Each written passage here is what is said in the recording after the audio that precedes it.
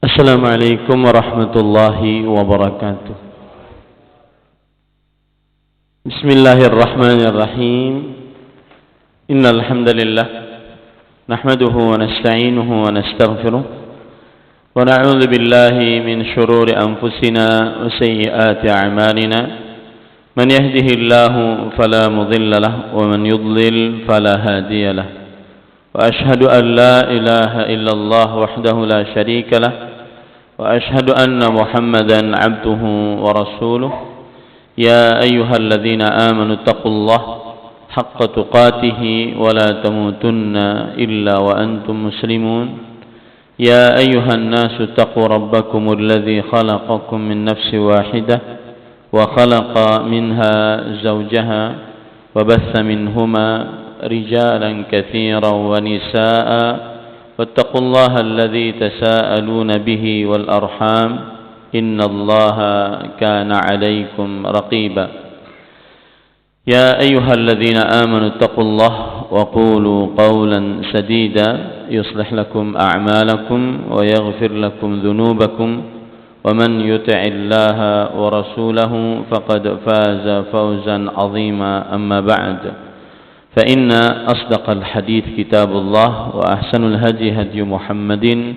صلى الله عليه وعلى آله وسلم وشر الأمور محدثاتها وكل محدثة بدعة وكل بدعة ضلالة وكل ضلالة في النار.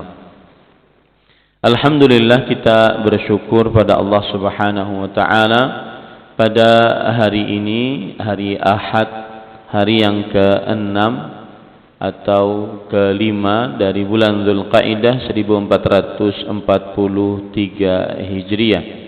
Kita dimudahkan oleh Allah Subhanahu wa taala untuk kembali duduk bersama di Masjid An-Nur, Kampung Arab, Banjarmasin, Kalimantan Selatan, dalam kajian rutin setiap Ahad pekan pertama, pekan ketiga dan kelima, membaca kitab Tafsirul Quranil Azim yang ditulis oleh Imaduddin Abul Fida Al-Imam Ismail ibn Amr ibn Kathir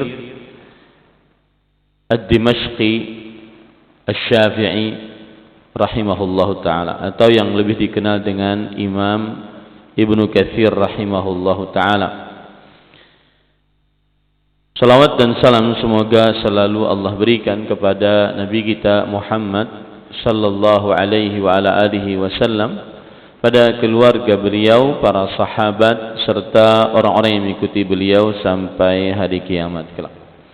Dengan nama-nama Allah yang husna dan sifat-sifatnya yang ulia, kita berdoa, Allahumma inna nas'aluka ilman nafi'an wa rizqan tayyiban wa amalan mutaqabbala. Allahumma amin. Ahibati fillah, afanillah wa yakum, jamaah Masjid An-Nur, para ami sekalian dan kaum muslimin yang saya cintai karena Allah. Semoga Allah Subhanahu wa taala selalu memberikan afiat kepada kita di dunia dan di akhirat. Masih kita membaca kitab Tafsirul Quranil Azim, dan tafsir Ibnu Katsir ini banyak cetakannya, dan saya tertarik dengan cetakan dari percetakan Dar Ibnul Jauzi, karena percetakan ini mencetak kitab tafsir Ibnu Katsir dengan hadis-hadisnya yang sudah diteliti oleh Al-Syekh Al-Muhaddits Abu Ishaq Al-Huwaini hafizahullah ta'ala, ulama hadis yang masih tersisa di abad ini, yang ada di Mesir. Kemudian hadis-hadisnya diteliti oleh beliau, kemudian diringkas lagi oleh seorang yang tidak kalah pintarnya di dalam ilmu hadis, yaitu Profesor Dr. Hikmat bin Bashir Yasin. Jadi ini perlu diperhatikan, cetakan tafsir Imam Ibnu Katsir itu banyak, ya. Dan di zaman sekarang kita sebagai umat Islam dimanjakan oleh para ulama kita. Apa maksud saya dimanjakan? Karena seperti tafsir Imam Ibnu Katsir, hadis-hadisnya yang di dalamnya banyak. Kemudian sudah diteliti hadis-hadis tersebut. Jadi kita pun nyaman mempelajarinya karena hadis-hadisnya sudah diteliti. Sehingga kita tahu, oh ini hadisnya menurut Asy-Syaikh Al-Muhaddits Abu Ishaq Al-Huwaini lemah sekali, sahih, ya, dan seterusnya. Nah, ini sebagai pengetahuan saja bahwa saya membawakan kitab dari cetakan tafsir Imam Ibnu Katsir rahimahullahu taala yang hadis-hadisnya diteliti oleh Al-Imam Al-Muhaddits Abu Ishaq Al-Huwaini hafizahullah taala, ulama hadis di abad sekarang yang masih hidup yang berada di negeri Mesir. Baik. Kita masih di dalam tafsir surah Al-Fatihah. Mudah-mudahan pian belum bosan ya. Karena pembacaannya panjang memang, dan tafsir Imam Ibnu Katsir ini tergolong tafsir yang pertengahan. Jadi ada, kalau kita ingin belajar tafsir, ada yang permulaan seperti tafsir Jalalain ataupun Aisarut Tafasir ataupun tafsir As-Sa'di, ini permulaan. Ada yang pertengahan yang di dalamnya banyak permasalahan-permasalahan fikih ataupun ikhtilaf para ulama. Nah, termasuk di dalamnya tafsir Imam Ibnu Katsir atau tafsir Al-Qur'an Al-Azim. Pada pertemuan sebelumnya, lawas sudah binanya 2 bulan kita libur lah. Ya, ini lain libur tuh, Mbak Ampi. Ya. Ramadan kita libur, dan sebelum Ramadan kita membicarakan tafsir surah Al-Fatihah. Dan kita sudah memulai membicarakan tafsir Bismillahirrahmanirrahim. Jadi awalannya kita membaca a'udzubillahi minasyaitonirrajim, sudah kita pelajari alhamdulillah. Sekarang kita membicarakan tafsir Bismillahirrahmanirrahim. Dan pada kesempatan kali ini kita membicarakan keutamaan Bismillahirrahmanirrahim. Perkataan terakhir dari Imam Ibnu Katsir yang ingin ulun bacakan, mudah-mudahan menjadi peringatan bagi kita semua. فهذه مآخذ الأئمة رحمهم الله في هذه المسألة وهي قريبة لأنهم أجمعوا على صحة صلاة من جهر بالبسملة ومن أسر ولله الحمد والمنة. Inilah pendapat-pendapat para imam rahimahumullah di dalam permasalahan ini, yaitu permasalahan Bismillahirrahmanirrahim. Apakah dia bagian dari Al-Fatihah, ataukah dia ayat pertama dari Al-Fatihah, ataukah dia ayat tersendiri dari Al-Fatihah, bukan ayat pertama? Khilaf di antara para ulama sebagaimana sudah saya sebutkan. Dan Imam Ibnu Katsir mengatakan wahiyya qaribah, dan dia permasalahan yang dekat, artinya tidak terlalu mencolok perbedaannya.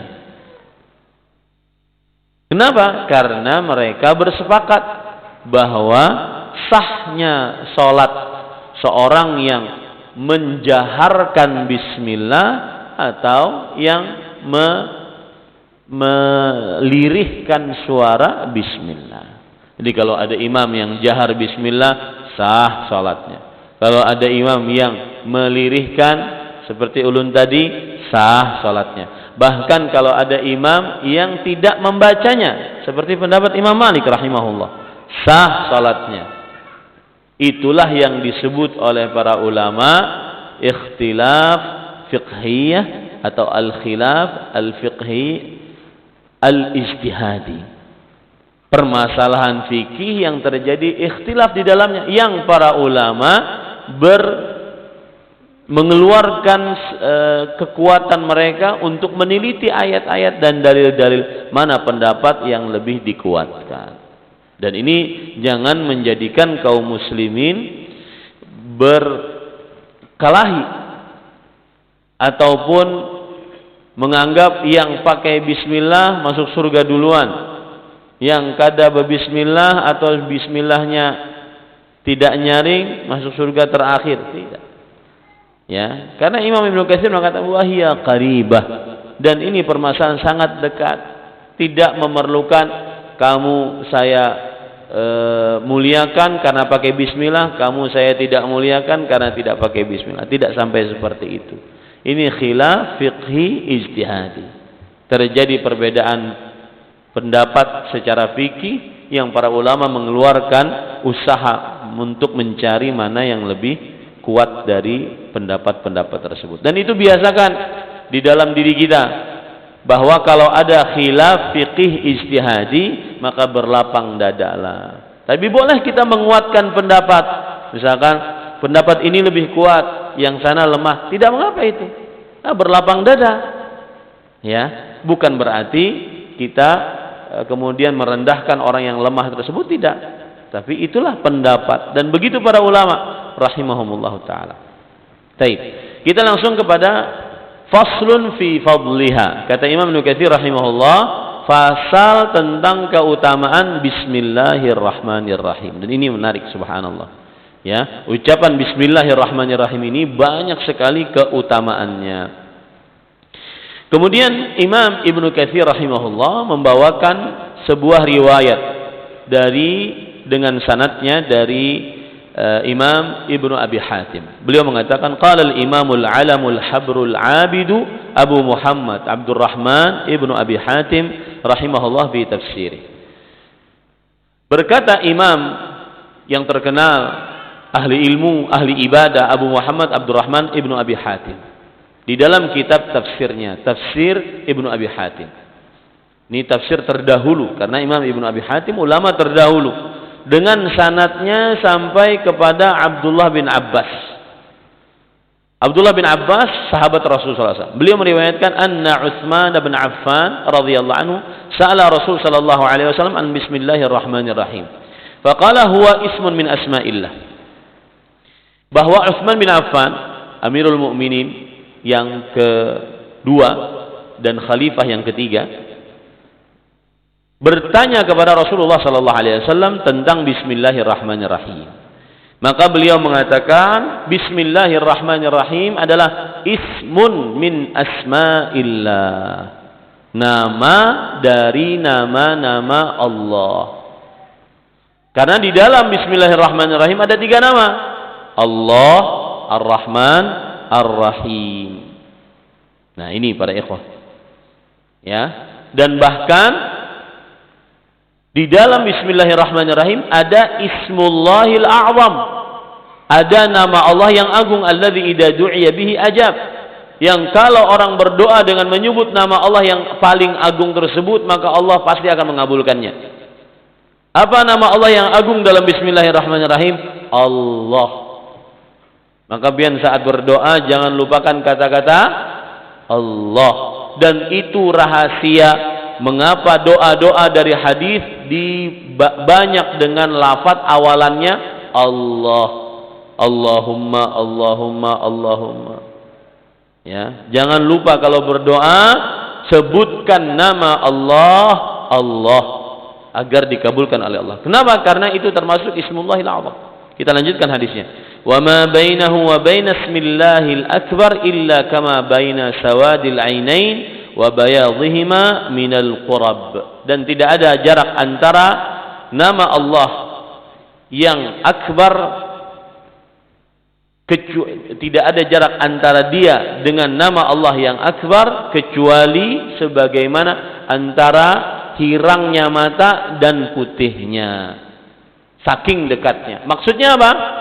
Bismillahirrahmanirrahim, di dalamnya terdapat Ismullahil Akbar, nama Allah yang paling besar. Ya, karena bahkan 3 nama di dalamnya, Allah, Ar-Rahman dan Ar-Rahim. Cuma sayangnya riwayat ini dikatakan oleh yang meneliti hadis, riwayat ini adalah riwayat yang batil karena di dalamnya terdapat perawi. Ya, di dalamnya terdapat perawi yang dituduh berdusta. Kita di zaman sekarang terutama di kajian-kajian dakwah sunnah, harus mengedepankan hadis ini sahih atau tidak. Karena itu salah satu beda kajian-kajian Islam dengan kajian dakwah sunnah. Ya, harus memperhatikan ini hadis sahih atau tidak. Jangan asal ada qala Rasulullah sallallahu alaihi wasallam ternyata tidak sahih. Nih para ikhwah, ternyata hadisnya batil. Akan tetapi tentang nama Allah yang akbar, tentang nama Allah yang paling besar, benar maknanya, yaitu bahwa di dalam Bismillahirrahmanirrahim ada nama Allah yang paling besar, yaitu apa tadi? Allah. Kemudian riwayat yang kedua dibawakan oleh Imam Ibnu Katsir rahimahullah. Beliau membawakan riwayat dari Al-Hafidz Ibnu Mardawais dari dua jalan dengan sanadnya sampai kepada Abu Sa'id Al-Khudri radhiyallahu anhu. Ya. Bahwa Rasulullah sallallahu alaihi wasallam bersabda, "Inna Isa bin Maryam alaihi assalam aslamathu ummuhu ila al-kuttab liyu'allimah." Isa bin Maryam ketika sudah menjadi anak-anak, ibunya yaitu Maryam alaihissalam memberikan beliau kepada guru yang bisa menulis dan membaca. Faqala lahul muallim, maka sang guru ini mengatakan kepada Isa bin Maryam, "Uktub," tulislah. Kemudian Isa bin Maryam alaihissalam mengatakan, "Ma aktub," apa yang aku tulis? Kemudian gurunya mengatakan, "Bismillah." Tulislah bismillah. Kemudian Nabi Isa alaihissalam bertanya lagi, "Wa ma bismillah?" Apa itu bismillah? Malah gurunya ditanya, "Apa itu bismillah?" Sang guru menjawab, "Ma adri," saya tidak tahu. Saya tidak tahu. Maka kemudian para ikhwan yang dirahmati oleh Allah Subhanahu wa taala, Nabi Isa memberitahu, "Al-ba bahaullah, was-sin sana'uhu, wal-mim mamlakatuhu, wallahu ilahul aliha, war-rahmanu rahmanud dunya wal akhirah, war-rahimu rahimul akhirah." Bismillah berarti ada ba, sin, mim. Ba itu adalah keagungan Allah, bahaullah. Sin adalah sana'uhu, ketinggian Allah Subhanahu wa taala, kemuliaan Allah. Sin, bismi. Ba, sin, mim. Mim adalah kerajaan Allah. Bismi sudah selesai. Jadi kemuliaan Allah, ketinggian Allah, dan kerajaan Allah. Allah ilahul alihah. Nah, ini penting. Allah artinya adalah ilahul alihah, Tuhannya seluruh yang diibadahi. Ya. Kalau pian ditakoni, apa Tuhan ikam? Tuhanku Allah. Apa arti Allah? Maka jawab, arti Allah adalah zatul uluhiyah. Allah adalah zat yang paling berhak untuk diibadahi. Itu jawaban seorang muslim mukmin umat Rasulullah sallallahu alaihi wasallam. Dan itu adalah tafsiran dari Abdullah bin Abbas radhiyallahu anhuma. Allah adalah zatul uluhiyah, zat yang paling berhak untuk diibadahi. Ya. Kemudian apa arti Ar-Rahman? Kan bismillah sudah. Ar-Rahmanir Rahim. Ar-Rahman di dalam riwayat ini disebutkan Rahmanud dunya wal akhirah, yang maha mengasihi di dunia dan di akhirat. Rahmatnya didapat di dunia dan di akhirat. Dan ini maknanya benar. Inilah bedanya antara Ar-Rahman dengan Ar-Rahim. Kalau Ar-Rahim apa? Ar-Rahim, Rahimul Akhirah, yang maha merahmati di akhirat saja. Itu bedanya antara Ar-Rahman dan Ar-Rahim. Salah satu bedanya adalah kalau Ar-Rahman rahmatnya luas, mencakup seluruh makhluk, mau yang beriman, mau yang kafir dirahmati oleh Allah. Sedangkan Ar-Rahim khusus untuk orang-orang beriman. Allah berfirman, "Wa kana bil mu'minina rahima." Dan Allah terhadap orang-orang beriman Rahim, Maha Pengasih, Maha Penyayang. Ya, ini Bapak Ibu. Jadi apa bedanya Ar-Rahman dengan Ar-Rahim? Kalau Ar-Rahman, rahmat Allah luas. Untuk siapa? Seluruh makhluk yang beriman dan yang muslim, yang kafir. Manusia dan jin, manusia dan hewan, manusia dan alam semesta. Rahmat Allah luas, dunia dan akhirat. Itu Ar-Rahman. Kalau Ar-Rahim apa? Rahmat Allah yang khusus untuk orang-orang beriman, muslim di akhirat kelak. Ini para ikhwah. Tetapi sekali lagi ini juga riwayat, ya, di dalamnya terdapat seorang pendusta. Ya, seorang pendusta. Karena ada seorang perawi yang disebut dengan Saleh Jazarah, seorang tukang dusta, suka memalsukan hadis. Tetapi kalau dilihat para ikhwah yang dirahmati oleh Allah, tentang Allah benar maknanya, bahwa Allah itu zat yang paling berhak diibadahi. Nah, Ar-Rahman, Ar-Rahim juga benar maknanya. Cuma ba, sin, mim. Nah, ini yang jadi masalah. Dan ini yang kadang-kadang terkenal di masyarakat. Hadis-hadis palsu ini yang terkenal di masyarakat kadang-kadang. Kalau ada yang bertakun, kenapa Imam Ibnu Katsir menyebutkan hadis palsu? Salah satu jawabannya adalah untuk memberitahukan kepada kaum muslimin ada hadis yang begini dan itu hadis palsu. Dan buktinya nanti beliau di akhir hadis beliau menyebutkan hadza gharibun jiddan. Ini hadis aneh, ini hadis asing. Nah, lihat ya. Jadi beliau tidak biarkan. Ya. Maka para ulama mengatakan boleh meriwayatkan hadis yang lemah, hadis yang palsu, tapi untuk menjelaskan kepada umat Islam bahwa hadis ini lemah, hadis ini palsu. Biar aja kaum muslimin yang lain mungkin tidak memperhatikan hadis lemah atau sahih atau hasan, kita biar aja kita yang memperhatikan. Ya, karena kita akan dimintai pertanggungjawaban kelak nanti di hari kiamat oleh Allah Subhanahu wa taala. Dan saya berpesan, Bapak Ibu saudara-saudari yang dimuliakan oleh Allah, di zaman yang kita bisa semua dari kita menyebarkan apapun, hati-hati, jangan asal sebar. Ulun jujur, ada sampai sekarang masih berhubungan dengan guru-guru ulun, dosen-dosen para syekh yang ada di kota Madinah. Kadang beliau memberikan WhatsApp, share gitu. Kemudian selang beberapa menit beliau minta maaf, mohon maaf yang tadi disebarkan ternyata tidak benar. Itu sekelas syekh, profesor, doktor, tafsir, guru besar di universitas di Madinah dan guru besar di Masjid Nabawi. Ngajar di Masjid Nabawi, sering WhatsApp ulun. Kemudian kadang-kadang kalau ada yang salah, beliau langsung, ya Ahmad itu salah, jangan disebarkan. Sekelas itu ada terkadang salah. Apalagi kita orang awam, jangan asal sebar. Karena kalau yang disebar hadis palsu, khawatir kita masuk ke dalam hadis Rasul sallallahu alaihi wasallam, man kadzaba alayya muta'ammidan falyatabawwa maq'adahu minan nar.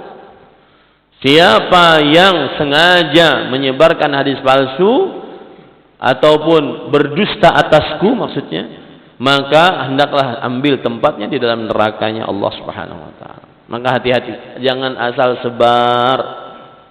Ya. Kemudian ada pelajaran menarik di sini tadi dalam riwayat tadi. Nabi Isa ketika bertanya kepada gurunya, "Ma bismillah?" Apa itu bismillah? Gurunya menjawab, "Ma adri." Saya enggak tahu.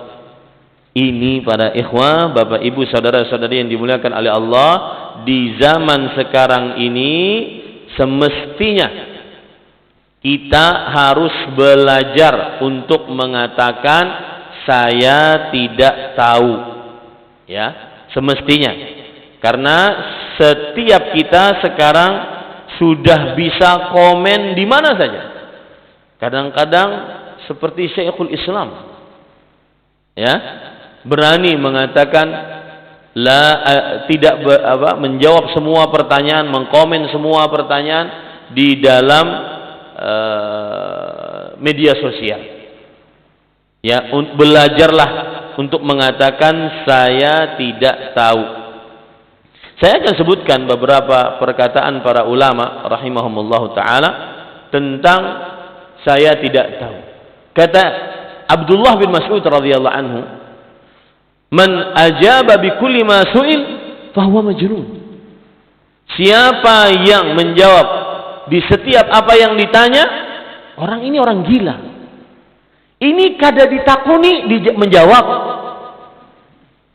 Ulun contoh lah, misalkan ada seorang ustadz bikin status di media sosial. Kemudian di komentar ada jamaah yang bertakun. Ustadznya mungkin sibuk, ustadznya mungkin tidak buka kolom pertanyaan, hanya sekedar membuat status, jadi tidak dijawab. Kemudian ada jamaah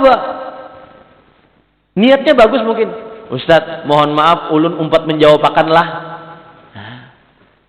Ini semakin banyak menjadikan kita ditakuni kelak di hari kiamat. Tahan jarinya untuk menjawabi. Nah, kemudian yang lebih parah lagi dari situ, setelah si fulan ini menjawab, maka ada yang membantah. Jadilah debat kusir. Kada tahu yang bebantahan siapa. Paham ini Bapak Ibu? Maka hati-hati. Kita ini setelah mati akan dimintai pertanggungjawaban. Dan Rasul sallallahu alaihi wasallam bersabda, "Aktsaru ma yudkhilun nasan nara al-famu wal farj." Yang paling banyak memasukkan manusia ke dalam neraka adalah lisan dan kemaluan. Dan termasuk lisan, para ulama sepakat termasuk lisan adalah tulisan. Hati-hati benar. Ya. Tidak semua harus kita komeni. Tidak semua kita harus komentari. Kasihani diri kita. Jangan kasihani orang lain. Kasihani diri kita. Nanti tambah pertanyaannya tambah banyak di sisi apa? Allah. Kita harus yakin annana mauqufina baina yadayillah. Kita harus yakin kita akan berada di hadapan Allah. Laisa bainana wa bainallahi turjuman. Tidak ada jarak, tidak ada tidak ada antara kita dengan Allah penerjemah. Langsung Allah bertanya kepada kita. Apa kira-kira yang kita jawab? Nah, ini hati-hati Bapak Ibu, saudara-saudari yang dimuliakan oleh Allah. Taib.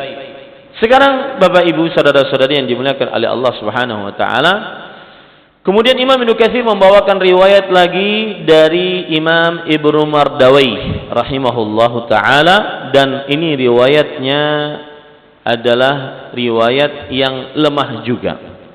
Dengan sanadnya sampai kepada Buraidah bin Al-Husayb radhiyallahu anhu, Rasul sallallahu alaihi wasallam bersabda, "Unzilat alayya ayatun lam tunzal ala nabiyyin ghairi Sulaiman ibni Daud wa ghairi." Tadi malam aku diturunkan ayat. Tidak pernah ayat itu diturunkan kepada nabi seorang pun selain aku dan Nabi Sulaiman bin Daud alaihi wassalam. Apa itu ayatnya? Bismillahirrahmanirrahim. Nah, tetapi riwayat ini adalah riwayat yang lemah karena di dalamnya terdapat seorang yang menyendiri dalam riwayatnya, berbeda dengan yang lain-lainnya, yaitu Salamah namanya. Taib. Kemudian Imam Ibnu Katsir rahimahullahu taala membawakan ayat lagi atau membawakan hadis lagi tentang keutamaan Bismillahirrahmanirrahim, yaitu dengan sanadnya sampai kepada Jabir bin Abdullah. Nah, ini perkataan sahabat, bukan hadis.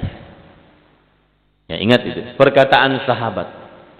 Kalau kita lihat dalam ilmu mustalah hadis, perkataan sahabat tidak sampai kepada Rasulullah, maka itu disebut dengan al-hadis al-mauquf. Hadis yang tertahan sampai sahabat, tidak marfu', tidak terangkat sampai kepada Rasulullah sallallahu alaihi wasallam. Wal haditsul marfu' min qabil wal haditsul mauquf min qabil hadits al-dhaif wal mardud. Dan hadis yang mauquf hanya sampai kepada para sahabat itu termasuk daripada hadis yang lemah, kecuali kalau sahabatnya meriwayatkan sesuatu yang tidak bisa dikarang-karang, maka nanti para ulama mengatakan falahu hukmur marfu'. Maka meskipun perkataan para sahabat tapi diangkat seperti hadis Rasul sallallahu alaihi wasallam. Ini Jabir bin Abdullah radhiyallahu anhu bercerita, "Lamma nazala bismillahirrahmanirrahim harabal ghaim ila al-masyriq wa sakanatir riyah wa hajal bahr wa asghatil bahaim bi adaniha wa rujimatish shayatin minas sama' wa halafa Allah Ta'ala bi'izzatihi wa jalali alla yusamma ismuhu ala syai'in illa baraka fi." Nah, ini luar biasa ini. Ini bisa diamalkan karena perkataan sahabat Nabi. Ketika turun ayat Bismillahirrahmanirrahim, awan mendung pergi ke timur, angin jadi tenang, lautan jadi terdiam, binatang-binatang mendengarkan dengan telinga-telinganya, para syaitan dirajam oleh para malaikat dari langit. Allah bersumpah dengan kemuliaan dan keagungannya bahwa tidaklah sesuatu disebutkan nama Allah, menyebutkan bismillah, kecuali sesuatu tersebut diberkahi oleh Allah. Ulun sering ditakuni, Ustaz, ini hanya aja. Ini kejadiannya mungkin di MIS. Ada yang buka warung. Ustaz, ada orang cerita ke saya, warung laki ikam kada buka ke hari ini, padahal buka. Seharianan buka. Ini berarti khawatirnya Ustaz ada orang yang iri kemudian dia memelet, mensihir warung kami sehingga terlihat tertutup. Ternyata ada yang begitu. Di zaman 2022 ini masih ada yang kayak itu. La haula wala quwata illa billah. Masih ada yang gitu nih. Maka salah satu kiatnya apa? Buka toko bismillah. Ya, buka toko bismillah. Apa janji? Dan ini yang saya sebut tadi, hadis mauquf lahu hukmur rafa'. Dia hadis dari sahabat Nabi. Kalau dilihat dari ilmu hadis dia lemah, tetapi tidak mungkin Jabir bin Abdullah bercerita seperti ini kecuali dapat dari siapa? Rasul sallallahu alaihi wasallam. Maka dia hukumnya diangkat. Kata Jabir bin Abdullah, tidaklah sesuatu disebutkan namaku bismillah atasnya kecuali barakafi, kecuali Allah akan memberkahi di dalamnya. Dan berkah kata umum yang menunjukkan kepada kebaikan yang banyak dan terus menerus. Bismillah. Ya, insya Allah ikatan-ikatan atau buhul-buhul atau pengaruh-pengaruh dari sihir tersebut Allah Subhanahu wa taala hilang.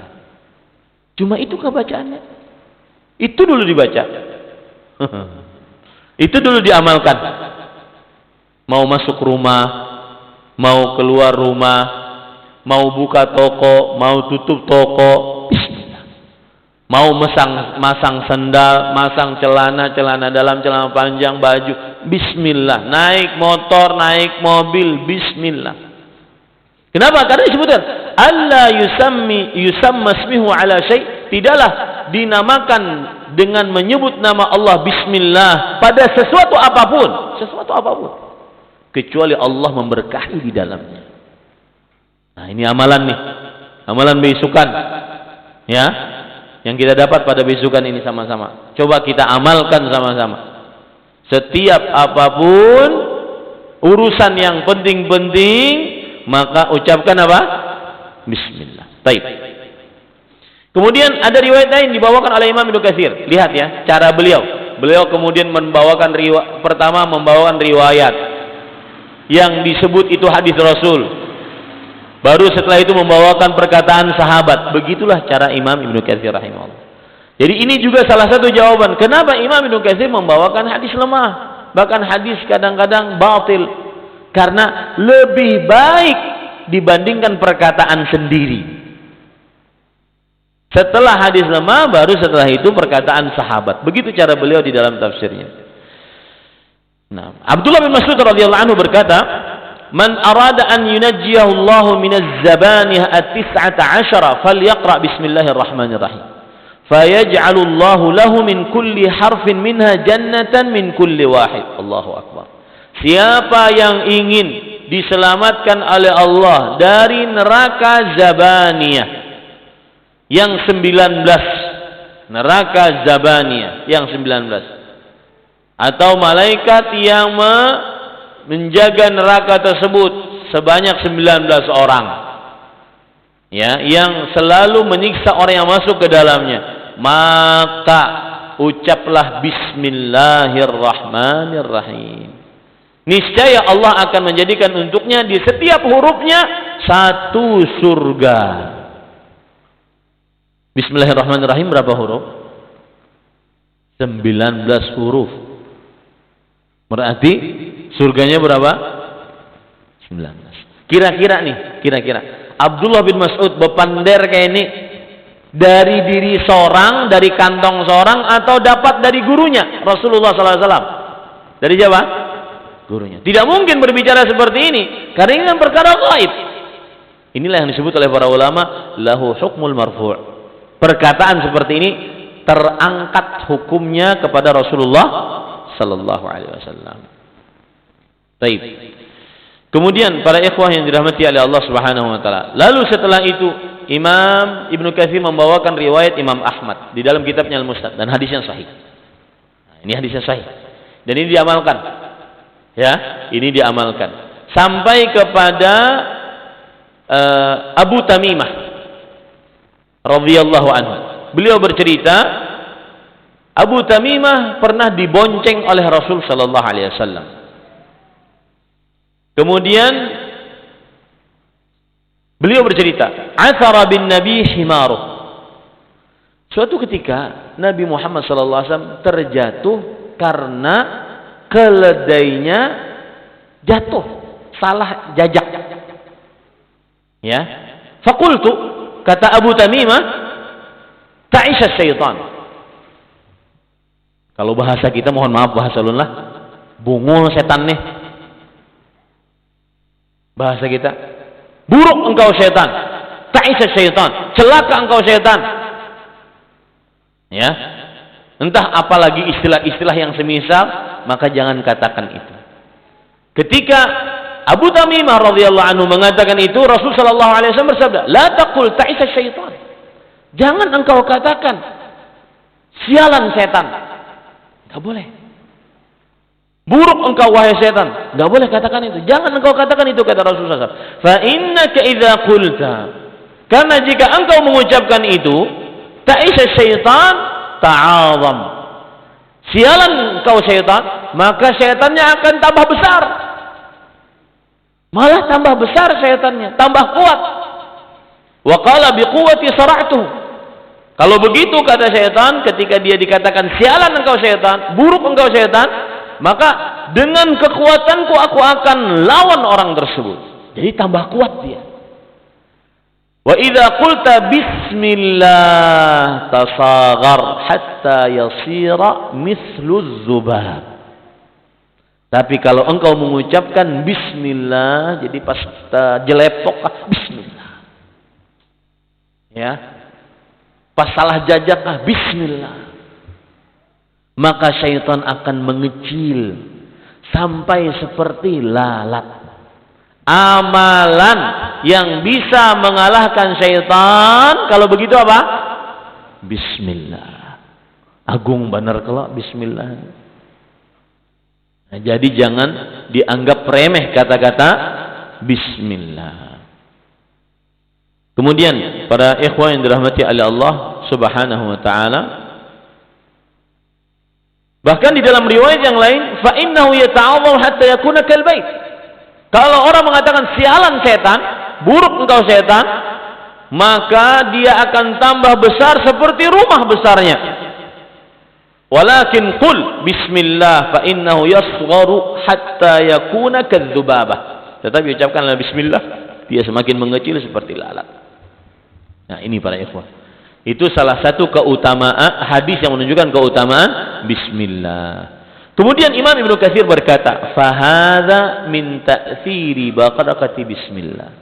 Ini adalah pengaruh berkahnya bismillah.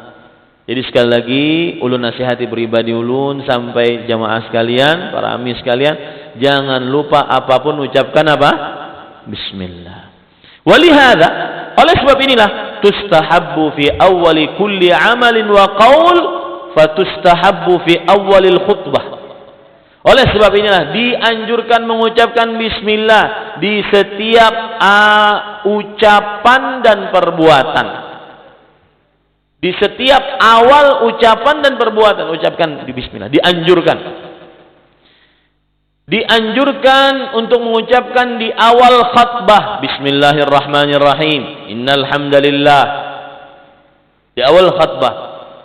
Lima jaa kullu amrin la yubda'u fihi bi bismillahirrahmanirrahim fahuwa ajzam.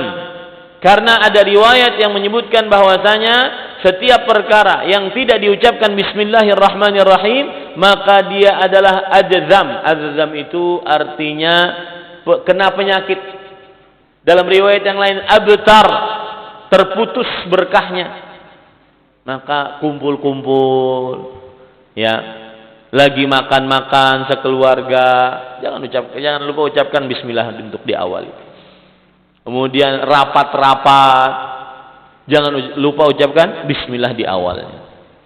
Agar menghasilkan yang baik, yang berkah hasilnya. Ini kadang-kadang, coba perhatikan, kadang-kadang rapat tanpa diawali dengan bismillah, ya, bukan solusi yang kita dapat. Besangitan limbahnya. Maka awali dengan bismillah. Kemudian Imam Ibnu Katsir juga berkata, dan ini menunjukkan bahwa ini canggihnya Imam Ibnu Katsir yang bermadzhab Syafi'i. Dan beliau menunjukkan bahwa beliau ahli tafsir plus ahli fikih. Karena lihat di sini sekarang dari perkara bismillah tafsirannya beliau membawa kepada fikih. Wa tustahabbul basmalah 'inda dukhulil khala. Dianjurkan mengucapkan bismillah saat masuk al-khala. Nah, ini perhatikan. Saat masuk al-khala. Al-khala tempat buang air besar.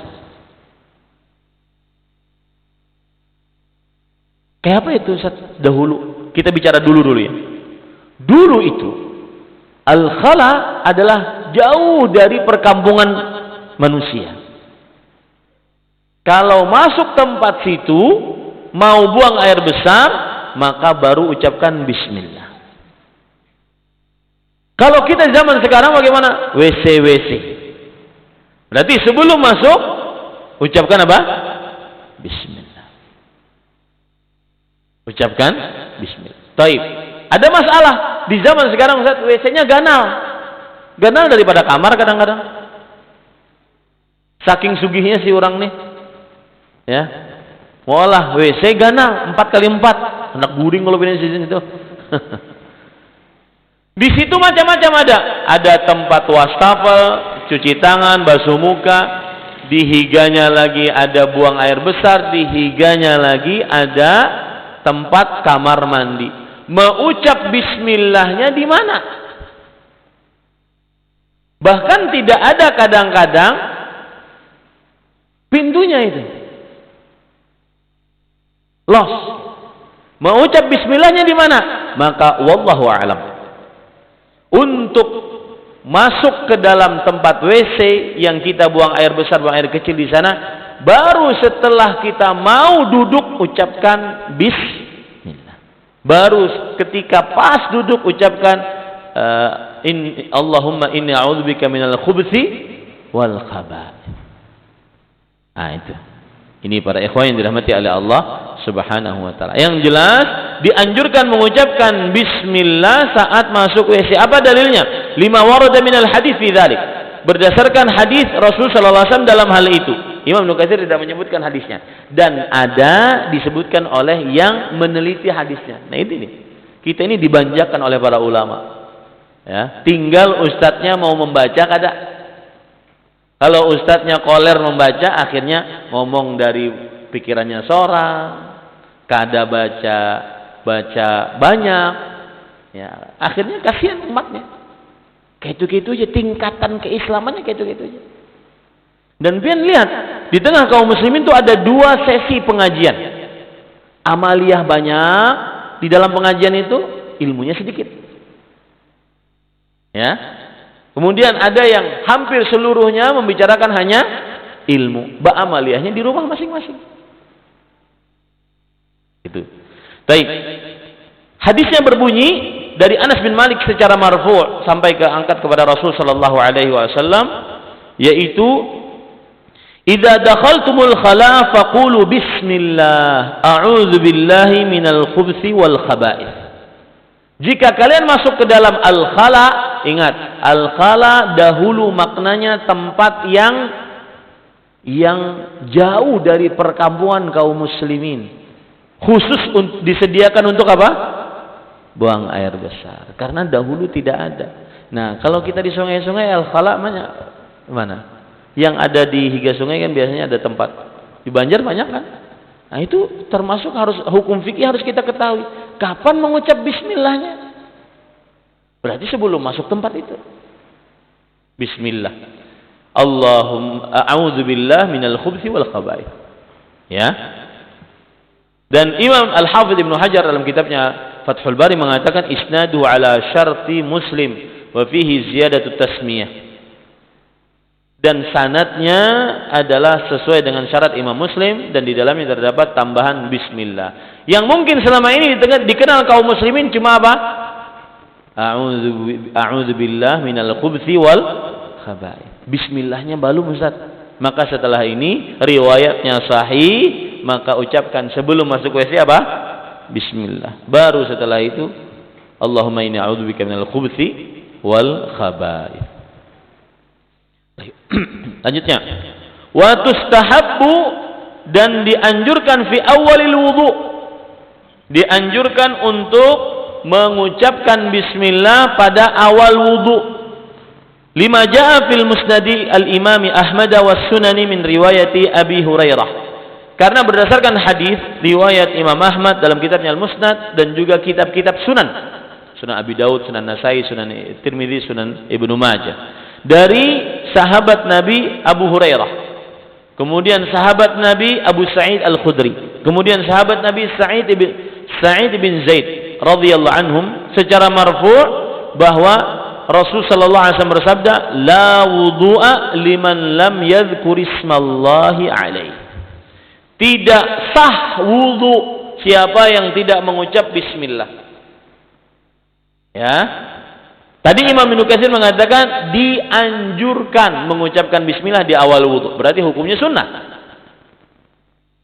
Tetapi kemudian beliau mengatakan wa minal ulama man aujabaha 'inda dzikriha huna.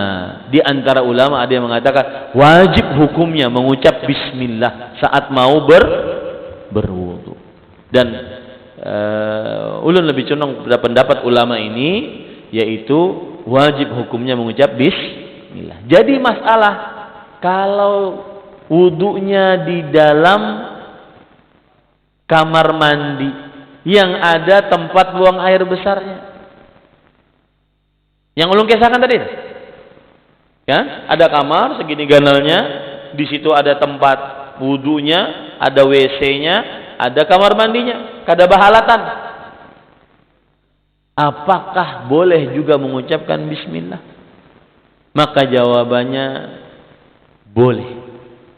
Yang tidak boleh kita mengucap bismillah saat mau duduk buang hajat. Itu yang kada boleh. Jadi maklumi ini Bapak Ibu, saudara-saudari. Karena apalagi yang berpendapat bahwa bismillahirrahmanirrahim adalah hukumnya apa?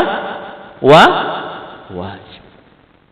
Kalau wajib, kalau ditinggal berarti berdosa dan dikhawatirkan wudunya tidak sah. Ini para ikhwan yang dirahmati oleh Allah Subhanahu wa taala. Wa minhum man qala bi wujubiha mutlaqan. Ada yang mengatakan dari ulama wajib mengucapkan bismillah secara mutlak. Ya.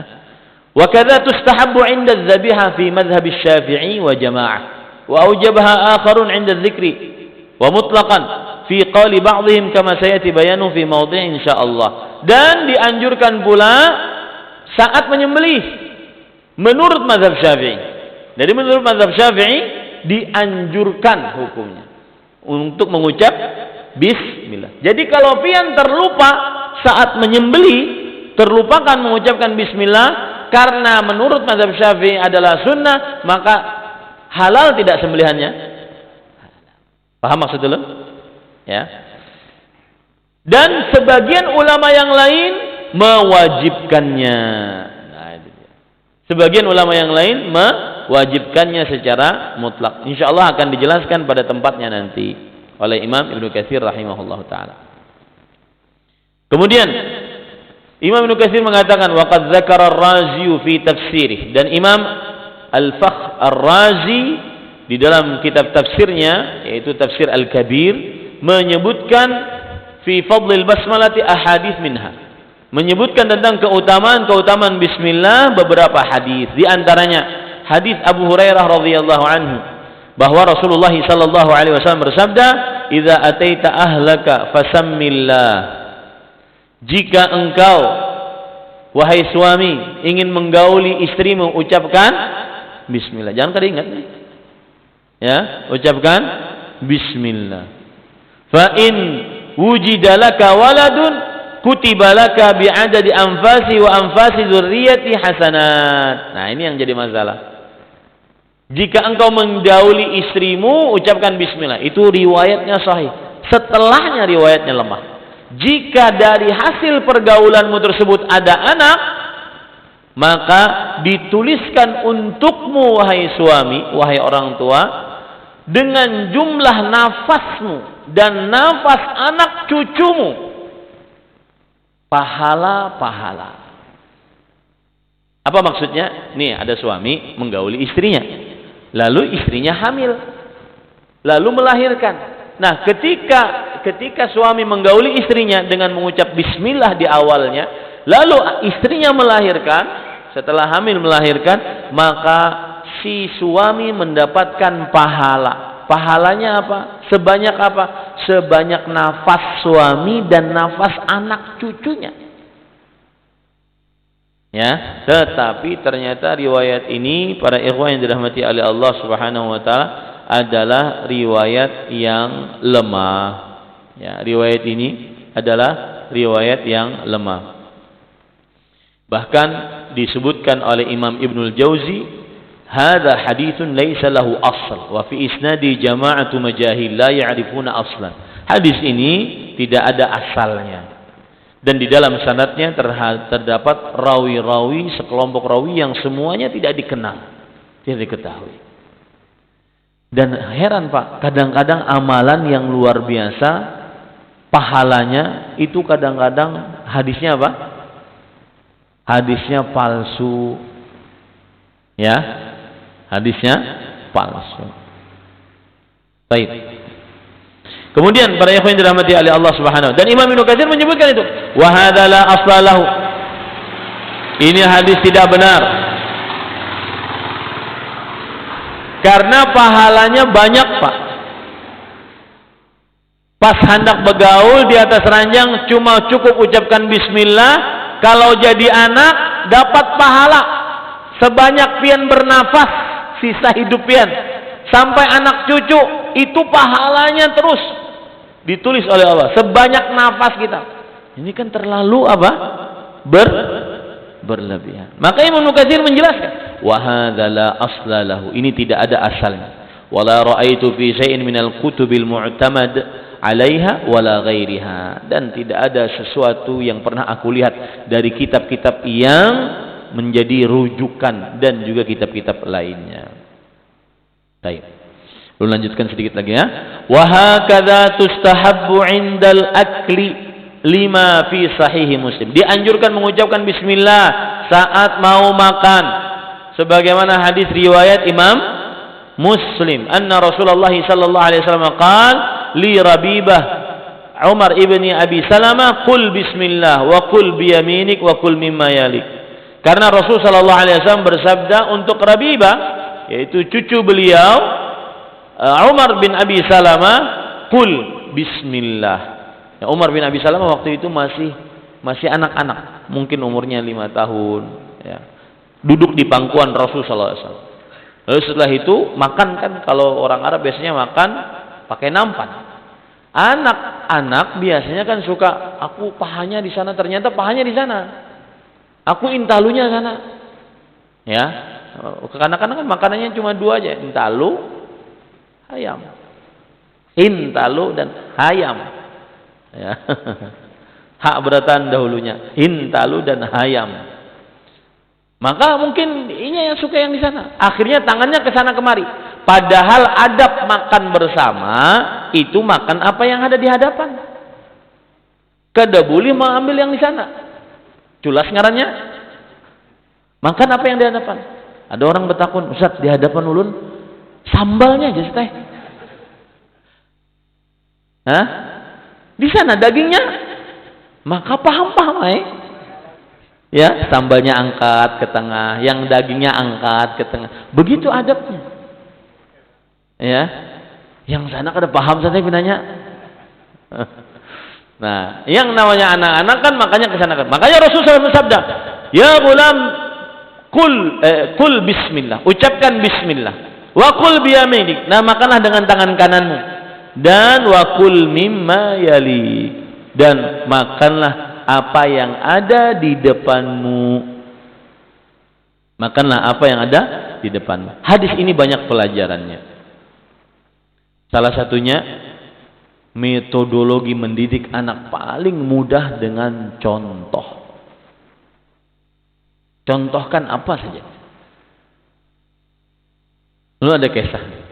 Anak ulun kan umur 5 tahun, mau ke 6. Abdurrahman paling halus. Kemudian setelah itu anak ulun yang selanjutnya umur 9 tahun, Halimah. Ada mamanya bekesah lawan abah ulun tentang diabetes. Jangan yang minum yang manis-manis, makan yang manis-manis. Didengar oleh 2 anak nih. Si Halimah yang umur 9 tahun mulai semalam bawa banyu putih aja. Kada mau minum yang manis-manis. Kemudiannya berkisah lawan adiknya, Dek, jangan minum yang manis-manis, nanti diabetes. Padahal yang berpandai itu mamanya lawan abah ulun. Dan mereka di samping, mereka jadi mengerjakan yang lain-lain. Artinya penderan orang tua didengar oleh anaknya. Hati-hati pian, berkelahi, berangutan di hadapan anak. Itu membuat psikologis anak jadi bermuram durja. Ulun ada beberapa santri yang seperti itu. Di kelas mereka tidak seperti orang semangat untuk menuntut ilmu. Tetapi ketika ulun takuni di kelas, paham apa yang kita ajarkan, paham. Kenapa? Ternyata abah umanya cerai. Dan abah umanya ketika cerai, dia lihat dengan mata kepalanya dalam keadaan sering bertengkar di rumah. Itu sangat menyakitkan anak. Dan anak kadang-kadang dia lebih suka di luar. Kenapa? Karena di rumah dia dapati abah umanya suka bertengkar. Kalau pian hendak bertengkar, maka tutup pintu kamar. Jangan ada yang mendengar dari anak-anak kita. Ya, ini Bapak Ibu saudara-saudari. Dan ini contohnya. Umar bin Abi Salamah ketika Nabi Muhammad SAW sudah meninggal, kemudian beliau meriwayatkan hadis ini kepada kaum muslimin. Beliau mengatakan apa? Setelah beliau meriwayatkan hadis ini, "Fama zala tilka ti'mati ba'du." Semenjak Rasul SAW memperingatkanku cara makan dengan bismillah, dengan tangan kanan, makan apa yang di depan, semenjak itu, dan beliau contohkan itu. Rasul SAW langsung mencontohkan. Anak sangat mudah untuk merekam apa yang di sekitarnya, terutama dari abah umanya. Kata Umar bin Abi Salamah, semenjak Rasul SAW memperingatkan aku tentang itu, maka semenjak itu pula selalu tata cara makanku seperti itu. Ya, maka contohkanlah contoh yang baik. Ada seorang Pak, waktu ini ulun masih di Damam, salah satu kota industri di Arab Saudi. Ibu-ibu tanya kepada mamanya, tolong tanyain ke Ustadz, itu anak saya umur 5 tahun, kalau menyangit, angkat suara, menyebutkan semua binatang buas yang ada di kebun binatang, dan memanggil nama saya. Apa sebabnya? Padahal saya tidak ngajarin seperti itu, kata si ibu. Kemudian mamanya, bapak, itu si ibu bertakun gini-gini. Ulun hanya menyampaikan, bagaimana suaminya kalau sedang menyangit, sedang marah? Sampaikan oleh mamanya kepada ibu tersebut. Ujar Ustaz, suami ibu kalau lagi marah bagaimana? Kayak itu bang, sama persis. Berarti yang ngajari anaknya kadang-kadang berkata kotor, kadang-kadang berkelakuan kasar kepada mamanya, siapa? Abahnya. Hati-hati. Ini pelajaran sering ulun ulang-ulang kalau melewati hadis ini. Yaitu Umar bin Abi Salamah, salah satu pelajarannya adalah metodologi pendidikan yang sangat kuat, contoh dari orang tua. Kada usah banyak pander, kada usah. Kada usah seperti pengajian sekarang. Nah, duduk ke sini. Allah berfirman Allah, Rasul SAW. Kada usah. Contohkan yang baik, ucapan baik, kelakuan baik. Itu sudah metode yang paling manjur mendidik anak. Nah, semoga yang disampaikan bermanfaat. Apa yang baik dari Allah Subhanahu wa taala, apa yang buruk itu dari saya pribadi. Mudah-mudahan kita semua diberkahi oleh Allah Subhanahu wa taala. Kita cukupkan dengan kafaratul majlis. Subhanakallah bihamdik, asyhadu an la ilaha illa anta, astaghfiruka wa atubu ilaik. Wassalamualaikum warahmatullahi wabarakatuh.